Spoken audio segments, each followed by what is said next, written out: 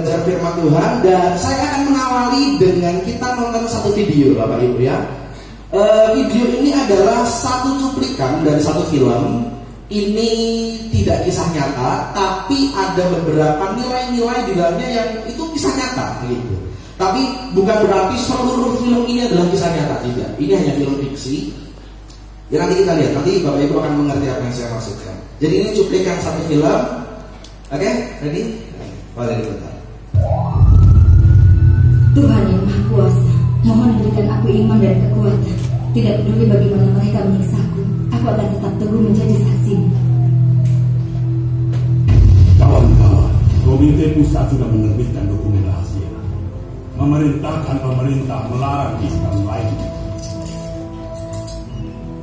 Kami pengikut Tuhan tidak melanggar hukum atau melakukan kejahatan. Apa hakmu menginterogasiku seperti penjahat? Ini karena gereja Tuhan yang Maha Kuasa milikmu berkembang. Begitu juga pengaruhnya. Kamu terus menyebarkan firman Tuhan yang Maha Kuasa, menggoncangkan komunitas beragama. Apa kamu pikir Partai Komunis tidak menindas dan menahanmu? Konstitusi memberikan kebebasan keyakinan. Kenapa kau tidak mengikutinya? Kebebasan beragama di konstitusi hanyalah pajangan untuk orang asing, alat politik untuk menyatukan kekuatan politik dan meningkatkan pengaruh internasionalnya. Setelah kami menangkap kalian, kami akan memenjarakan dan menginterogasi kalian semau hati kami. Itu hak prerogatif yang diberikan Komite Pusat Partai. Tuhan, aku merasakan kebencian dan kepahitan kepada iblis setan. Tidak peduli bagaimana mereka menyiksaku, aku hanya memilih kebenaran dan bertahan di sisimu. Kamu tahu berapa banyak orang Kristen yang sudah menderita penjara dan mati? Apa kamu tahu berapa banyak orang Kristen yang sudah dibunuh dan keluarganya berantakan? Tidak seorang pun bisa menentang Partai Komunis. Kenapa Partai Komunis menyerang dan menekan keyakinan beragama? Kenapa orang Kristen diperlakukan seperti penjahat negara? Kenapa orang Kristen ditindas dan dianiaya? Bahkan disiksa sampai tewas. Ini tidak sesuai dengan hukum internasional. Partai Komunis tidak bertuhan, sedangkan kalian pengikut Tuhan bertuhan. Jadi Partai Komunis dan para pengikut Tuhan adalah musuh.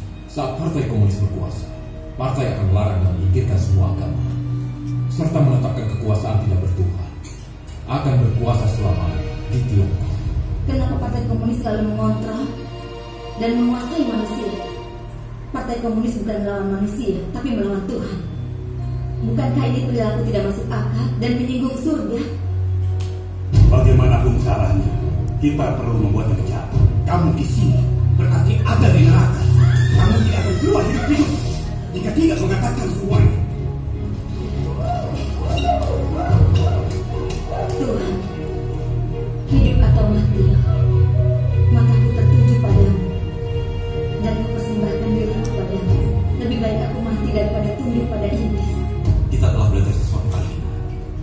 Bagaimana firman Tuhan yang Maha Kuasa membuat orang-orang ini begitu? Apakah mungkin firman Tuhan yang Maha Kuasa sangat berkuasa? Tuhan yang Maha Kuasa berkata, kekuatan hidup Tuhan dapat mengatasi kekuatan manapun, serta melampaui kekuatan lainnya.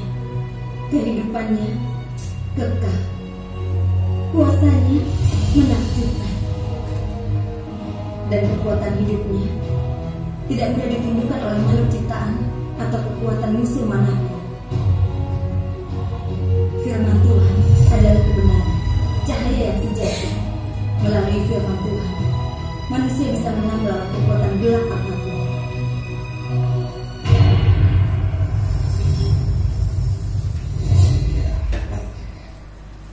Jadi ini adalah satu cuplikan film, judulnya Manisnya Masa Sulit. Ada di YouTube. Atau kapan-kapan kita mau nonton bareng. Film ini bagus, film yang bagus. Film dari Tiongkok lalu diterjemahkan ke dalam bahasa Indonesia. Yang saya pelajari dari film ini begini Bapak Ibu, bahwa suatu saat nanti akan ada masanya iman kita diuji.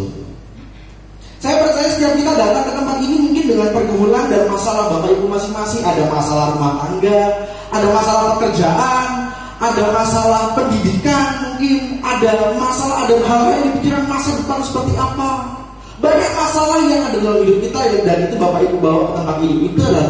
Ini adalah tempat yang tepat Bapak Ibu permasalahannya. Karena dalam hadirat Tuhan saya percaya ada jawaban atas setiap masalah Anda. Gitu ya. Tapi akan ada masa di mana iman kita betul-betul diuji. Ada masa di mana iman kita mungkin rasanya kita akan sulit untuk mempertahankan iman, Bapak Ibu. Akan ada masanya. Karir kita mungkin dihambat, kita nggak bisa naik karena kita orang Kristen.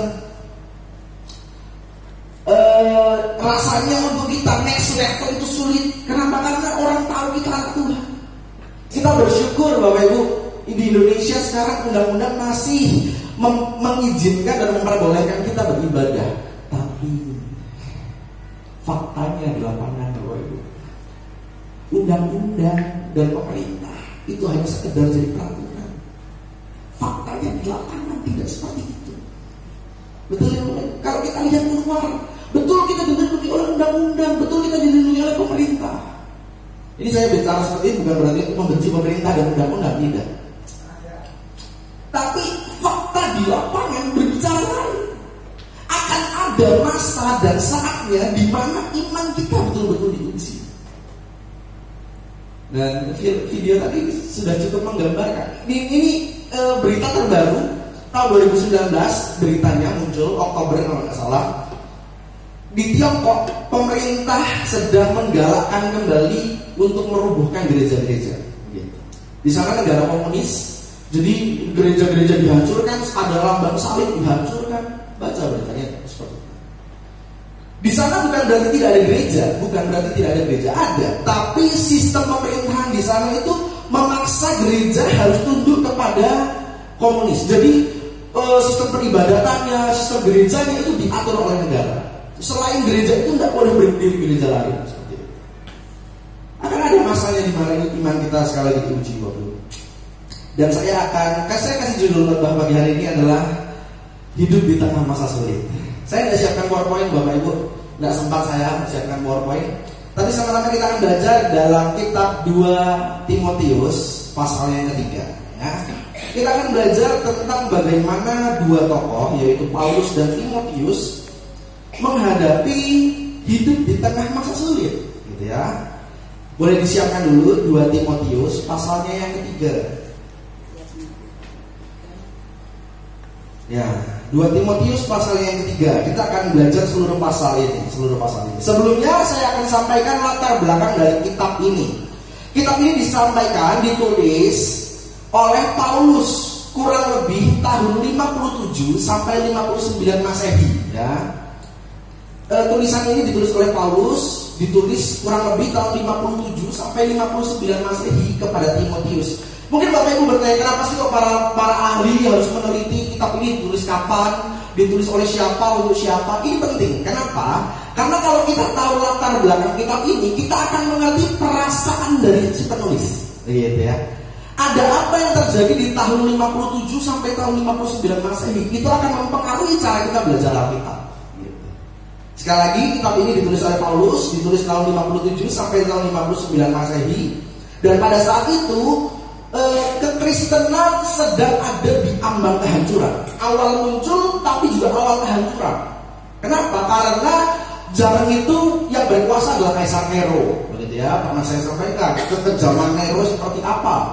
Nero itu suka sekali buat obor, tapi bukan obor dari kayu, tapi obor dari tubuh manusia, terutama orang Kristen.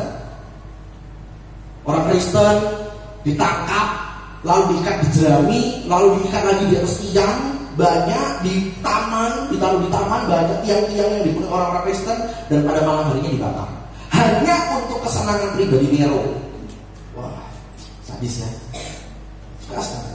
Orang Kristen ditangkap, lalu ditempel dengan kulit-kulit hewan, lalu disuruh pergi ke hutan supaya diburu sama anjingnya, hanya untuk kesenangan pribadi Nero.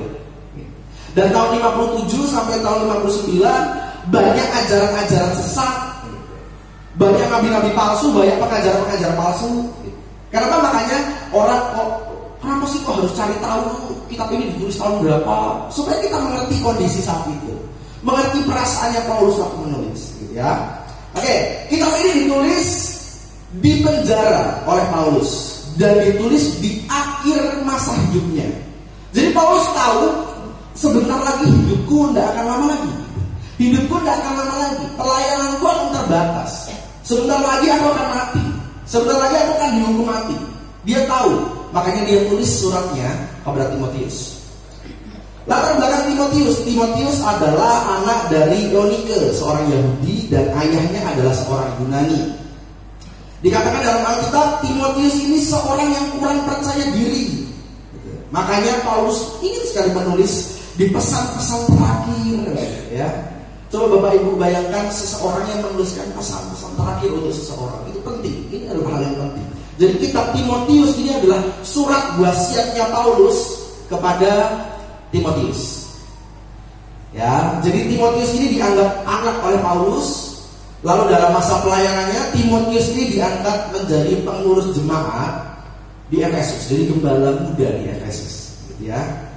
Baik, kita akan baca ayat ini. Kita sudah tahu latar belakangnya, kita sudah tahu situasinya seperti apa, kurang lebih ya, sadis begitu ya.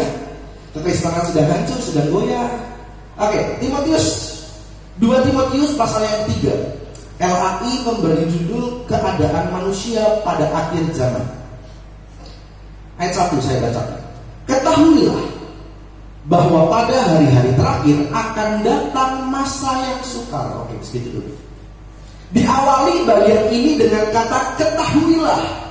Kalau Bapak Ibu baca nanti dari 1 Timotius atau 2 Timotius akan ketemu banyak kata kunci nasihat dari Paulus kepada Timotius. Ketahuilah, camkan, perhatikan, jangan ini, jangan itu, jauhi ini, jauhi itu. Banyak sekali nasihat-nasihat Paulus kepada Timotius. Kenapa? Sekali lagi, ini adalah surat wasiat terakhir Paulus.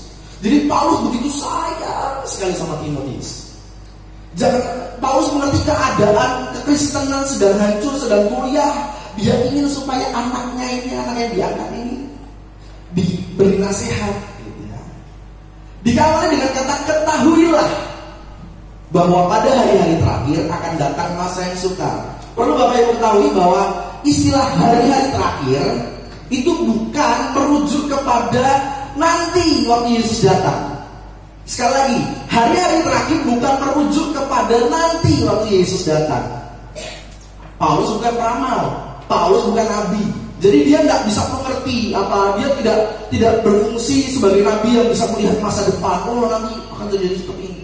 Konteks kata hari-hari terakhir itu adalah masa di mana waktu Paulus tulis surat itu. Jadi bahwa pada hari-hari terakhir akan datang masa yang sukar, artinya masa di mana Paulus menulis surat itu. Ya kalau kita melihat kata hari-hari terakhir, sebenarnya kita selama saat ini kita memahami hari-hari terakhir ini adalah hari-hari terakhir. Sekarang ini tahun 2019 adalah hari-hari terakhir, hari menjelang Yesus datang. Betul ya? Dari dulu kita mengungkapkan bahwa masa kita ini adalah hari-hari terakhir. Tapi perlu Bapak Ibu tahu bahwa istilah itu pun berlaku bagi orang ratusan tahun yang lalu. Orang di ratusan tahun yang lalu berkata inilah hari-hari terakhir. Gitu. Sampai kita masa sekarang, inilah hari-hari terakhir.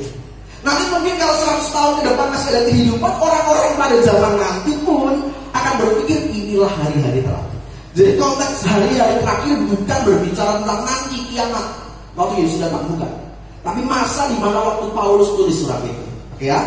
Diawali dengan kata ketahuilah bahwa pada hari-hari terakhir akan datang masa yang sukar. Ayat yang kedua. Manusia akan mencintai dirinya sendiri dan menjadi hamba uang.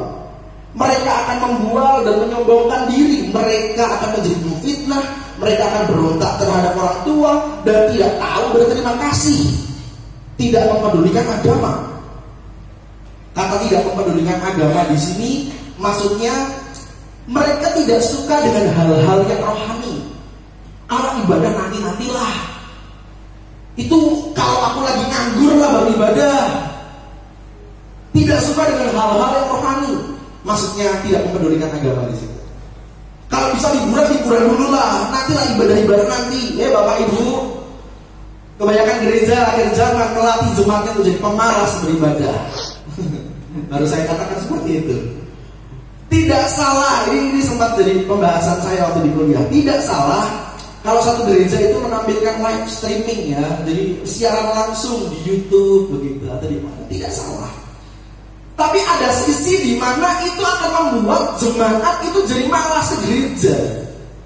Nggak apa-apa, nggak usah ke gereja, bisa nonton kok. Ya. Nggak usah, nggak perlu nanti biar persembahannya lo gimana Bapak Ibu? Kalau online gitu, kalau nonton itu terus persembahannya gimana? Transfer. Oh, iya kira-kira zaman ini ada satu berita gereja yang menerapkan sistem persembahan itu lewat OVO, gitu.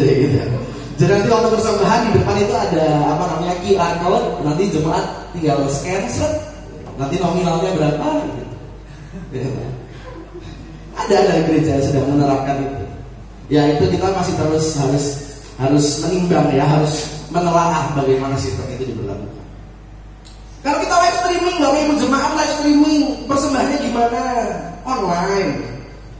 Atau nanti kalau meninggal gimana dikuburnya? Online. Nggak bisa, tetap butuh gereja, tetap butuh datang beribadah. Nggak usah ke gereja. Nanti kalau Bapak Ibu mati gimana Bapak Ibu? Nah, itu pikirkan. Pentingnya, salah satu pentingnya ibadah itu seperti itu. Dikatakan di sini orang di akhir zaman, keadaan akhir zaman, orang tidak suka dengan hal-hal yang rohani. Nanti. Lanjut ya, ayatnya yang ketiga. Tidak tahu mengasihi, tidak mau berdamai, suka menjelekkan orang, tidak dapat mengekang diri, nggak ada penguasaan diri, itu katakan dari buah roh ya, tidak ada penguasaan diri, tidak dapat mengekang diri, garang, tidak suka yang baik, artinya suka yang jahat, lebih suka yang jahat ketimbang yang baik. Ayat 4, suka mengkhianat, tidak berpikir panjang, berlagak tahu, lebih menuruti hawa nafsu daripada menuruti Allah. Mengerikan. Ayat 5, secara lahiriah mereka menjalankan ibadah mereka, tetapi pada hakikatnya mereka memungkiri kekuatannya itu. Jauhilah mereka itu. Ayat 5 ini maksudnya seperti ini. Mereka beribadah, orang-orang di akhir zaman dikatakan orang-orang beribadah, mereka melakukan kegiatan kerohanian, melakukan ibadah, tapi mereka tidak percaya bahwa ibadah itu punya kuasa. Dan mereka tidak percaya tentang kuasa dari ibadah. Coba sama-sama katakan ibadah punya kuasa. 1, 2, 3. Ibadah. Sekali lagi ibadah punya kuasa. 1, 2, 3. Ibadah. Sekali lagi ibadah punya kuasa. 1, 2, 3. Ibadah punya kuasa. Orang-orang di akhir zaman dikatakan mereka beribadah, tapi mereka tidak percaya bahwa dalam ibadah itu ada kuasa, ada powernya. Ini keadaan orang-orang di akhir zaman. Lanjut ayatnya yang ke-6.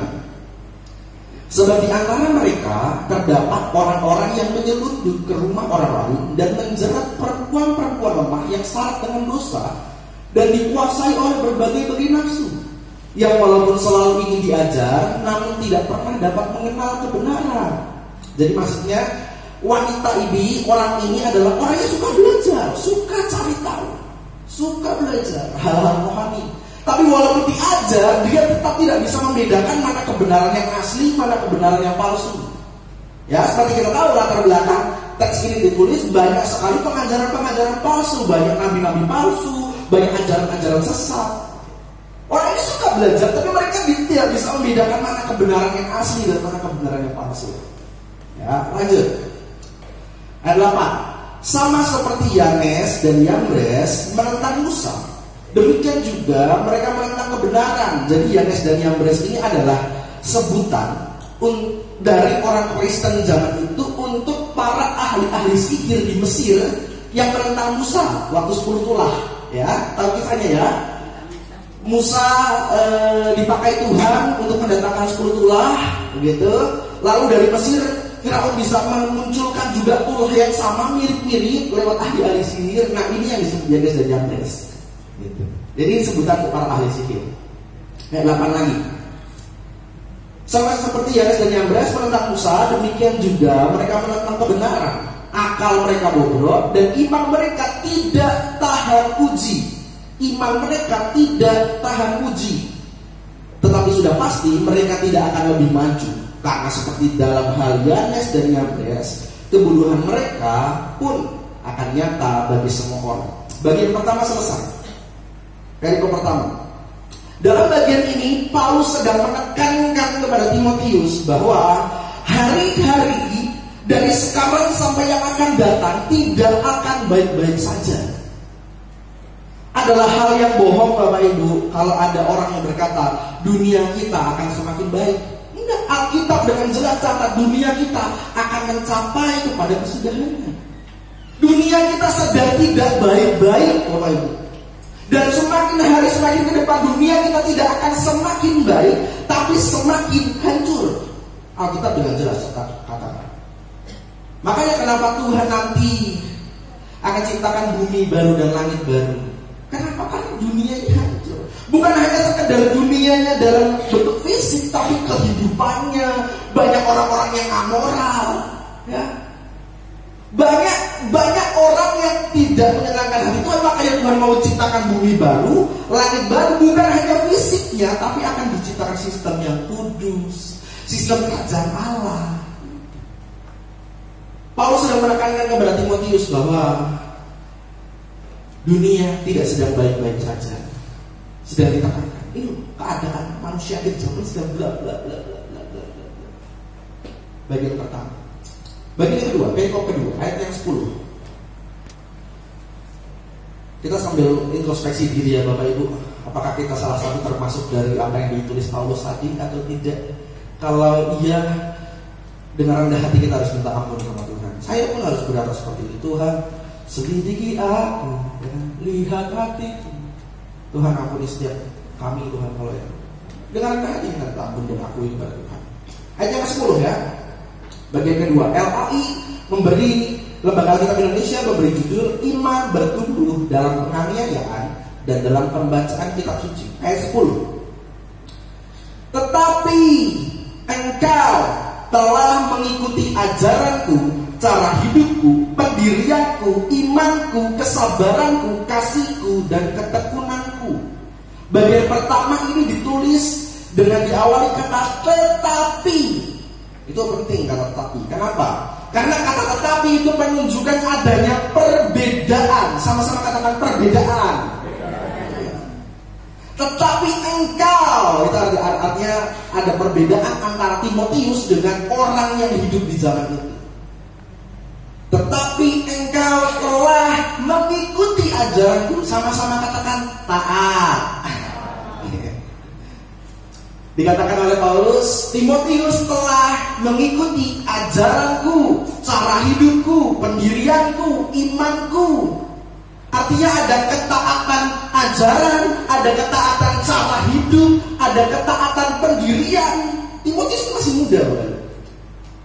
Kalau kita lihat zaman sekarang, Bapak Ibu ya, banyak anak-anak, orang-orang yang tidak punya pendirian, goyah. Imannya tidak kuat, tidak tahan uji, goyah. Ini jadi perbedaan antara tadi ya, ada seperti Yanes dan Yambres. Orang-orang pada zaman itu digambarkan seperti Yanes dan Yambres. Hidupnya tidak tahan uji, imannya tidak tahan uji. Sementara perbandingannya dengan Timotius, engkau telah mengikuti ajaranku, cara hidupku, dan pendirianku. Imannya teguh. Orang-orang zaman sekarang tidak punya pendirian, bagaikan air di atas daun talas. Dunia bawa dia ke kiri, dia ke kiri. Dunia bawa dia ke kanan, dia ikut ke kanan. Saya pernah jelaskan tentang gap teori, teori generasi. Bahwa dari baby boomers, saya nggak siapkan multimedia ya. Baby boomers itu orang-orang yang ya seumuran Mbak Jono, Mbak Ruslan, gitu. Itu disebut baby boomers. Nanti ada generasi X, generasi Y, X, Y, Z, gitu ya. Semakin ke bawah generasi, semakin ke bawah, semakin ke bawah, semakin ke bawah, nilai moralnya semakin hilang. Pernah saya sampaikan hal itu ya, teori. Alarm. Semakin ke bawah, generasi semakin tidak punya pendirian. Orang zaman dulu beriman kuat. Yesus macam-macam. Tak. Semakin ke bawah, imannya semakin goyah. Dunia bawa ke sini, ide. Tapi tidak dengan Timotius. Dikatakan oleh Paulus, engkau telah mengikuti ajaranku, cara hidup, pendirianku, imanku, kesabaranku, kasihku, dan ketekunanku. Luar biasa Timotius ya. Pendirianku itu artinya dia teguh, dia kekeh, tapi didampingi dengan kesabaran.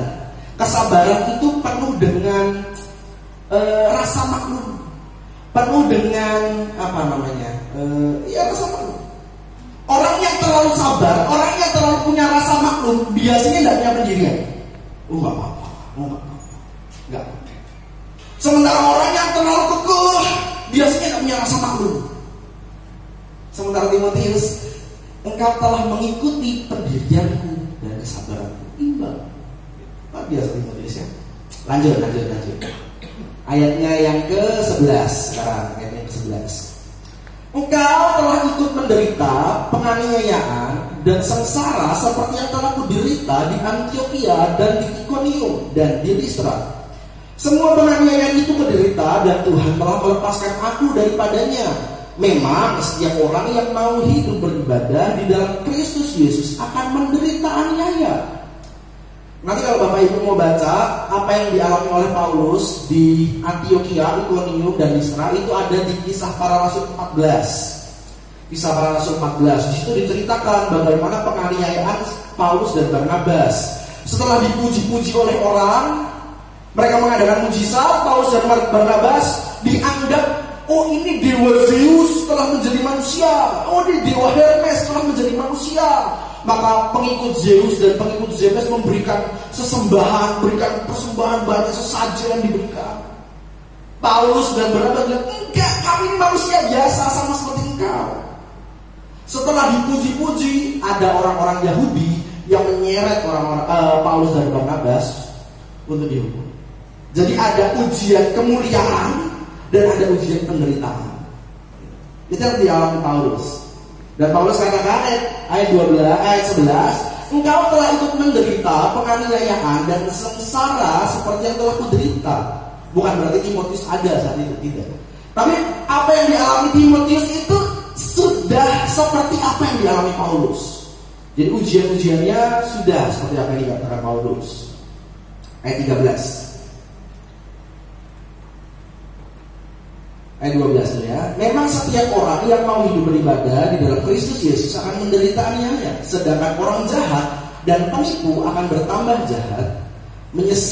Mereka menyesatkan dan disesatkan.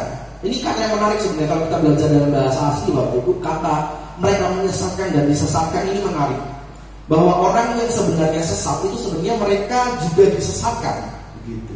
Mereka adalah korban dari iblis. Dari kebohongan iblis disesatkanlah orang-orang ini dan mereka menyesatkan orang-orang lain. Sementara di bagian Timotius yang lain di sebelumnya ya 1 Timotius ada dikatakan engkau harus menurunkan kebenaran itu secara turun-temurun. Jadi yang turunkan itu kebenaran, bukan ajaran-ajaran sesat. Perbandingannya ayat ini, gitu. Tapi beda pembahasan, beda topik. Ayat 14. Ini adalah cara mempertahankan iman di tengah penderitaan. Bagian terakhir ya, ayat 14 sampai ayatnya ke-17. Tetapi hendaklah engkau tetap berpegang pada kebenaran yang telah engkau terima. Sama-sama katakan berpegang pada kebenaran. 1, 2, 3. Berpegang pada kebenaran. Dan engkau yakini dengan selalu mengingat orang yang telah mengajarkannya kepadamu. Sama-sama katakan, ingat orang yang mengajarkan kebenaran. 1, 2, 3. Ingat orang yang mengajarkan kebenaran. Dengan berpegang kepada kebenaran. Kebenaran di sini yang dimaksud adalah kebenaran yang mutlak, kebenaran yang absolut. Pernah saya sampaikan, kebenaran ada 2 jenis. Kebenaran mutlak dan kebenaran relatif. Kebenaran relatif ini yaitu agama, budaya, ya, nilai-nilai moral yang berkembang di satu masyarakat. Ini kebenaran yang relatif, kebenaran yang diciptakan oleh manusia. Sementara kebenaran mutlak ini adalah kebenarannya Tuhan, pasti benar, yaitu firman Allah dan Yesus Kristus. Berpegang kepada kebenaran. Dan yang kedua adalah ingat kepada orang yang berjasa memperkenalkan Kristus kepada kita, Bapak Ibu. Ini penting, ini hal yang penting. Kita kadang, bahkan sering lupa kepada orang-orang yang memperkenalkan iman kepada kita. Coba Bapak Ibu ingat kembali, siapa yang memperkenalkan Yesus pertama kali kepada Anda? Mungkin guru sekolah minggu? Mungkin orang tua? Atau Bapak Ibu dengar satu khotbah dari satu hamba Tuhan? Dalam sepanjang perjalanan Kristenan kita menemukan, kita menjumpai banyak orang yang berjasa memperkenalkan Kristus kepada kita. Pengenalan kita kepada Kristus bukan hanya menjadi, coba Bapak Ibu ingat dulu beberapa tahun yang lalu pengenalanmu terhadap Kristus seperti apa dan bandingkan dengan sekarang. Apakah begitu saja? Tidak, saya percaya pengenalan kita bertumbuh, semakin naik. Dulu kita mengenal Kristus hanya sebagai Tuhannya orang Kristen. Lalu kita mengenal, oh dia adalah Allah yang baik, ternyata dia adalah sosok yang baik. Lalu kita kenal lagi dia sebagai sosok sahabat. Mungkin kita kenal lagi dia sebagai sosok juru selamat. Pengenalan kita semakin bertumbuh. Dan jangan lupa kepada orang yang berjasa memperkenalkan Kristus kepada kita. Kadang-kadang kita lupa untuk berterima kasih sama guru sekolah minggu. Karena penting loh Bapak Ibu, pelayanan sekolah minggu itu penting. Harus saya akui, pelayanan sekolah minggu itu tidak gampang, sulit. Karena bagaimana guru sekolah minggu itu menanamkan iman. Entah apakah anak itu mengerti atau tidak. Saya percaya waktu saya sekolah minggu waktu kecil pun saya lupa semua materi apa yang dikerjakan, yang diajarkan oleh guru sekolah minggu saya lupa. Tapi saya percaya itu yang membawa saya bertumbuh mengerti kepada Tuhan, mengerti Tuhan, kenal Tuhan. Dasarnya, pondasinya itu benar. Kita harus terus berdoa untuk guru-guru sekolah minggu ya Bapak Ibu ya.